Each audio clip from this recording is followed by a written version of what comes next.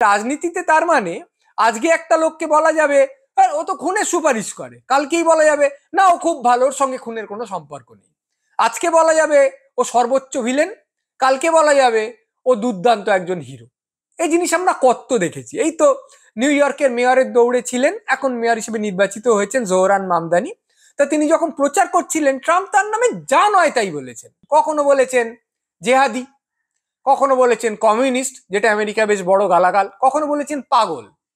আবার জোহরান মামদানি ট্রাম্পকে কখনো বলেছেন স্বৈরাচারী, কখনো বলেছেন ফ্যাসিস্ট। এবার সম্প্রতি হোয়াইট হাউসে এই দুজনের আলোচনা হলো, সবাই তো তটস্থ, বাবা কি হবে, হয়তো পেপার ওয়েট ছোড়াছুড়ি হবে।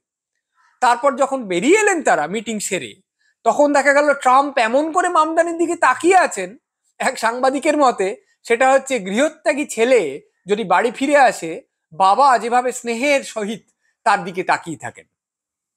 মিম বেরিয়ে গেছে যে ট্রাম্প যেভাবে মামদানির দিকে তাকিয়ে আছেন সেইভাবে আপনার দিকে তাকিয়ে থাকবে এমন একজন মানুষ জোগাড় করুন, মানে তাহলে আপনার জীবনটা তাতে তরে যাবে। কোথাও হিন্দি সিনেমার প্রেমের গান ক্যাপশন দিয়ে এই ছবিটাকে দেওয়া হচ্ছে। মামদানিকে জিজ্ঞেস করা হলো আপনি যে বলেছিলেন ফ্যাসিস্ট, মামদানি কথা বলতে শুরু করেছেন, ট্রাম্প বলছেন না না না বলে দাও যে আমি ফ্যাসিস্ট, তাহলে অনেক সহজ হবে, আর তোমাকে ব্যাখ্যা দিতে হবে না।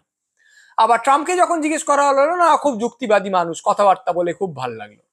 তার মানে রাজনীতি আমরা সকলেই জানি যে একটা অত্যাধুনিক শিল্পের মতন।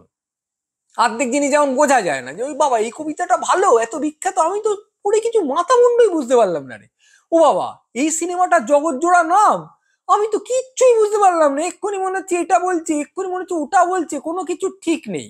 তখন আমরা সেই শিল্পগুলোকে খুব দর দিই। কে বলেছে সত্য এক রকমের, কে বলেছে একটা কথাই বলতে হবে, কে বলেছে একটা কথা বললে তক্ষুনি তার বিপরীতে আর একটা কথা বলা যাবে না, সমস্তটা একসঙ্গে যা ধারণ করতে পারে তাই তো অত্যাধুনিক শিল্প।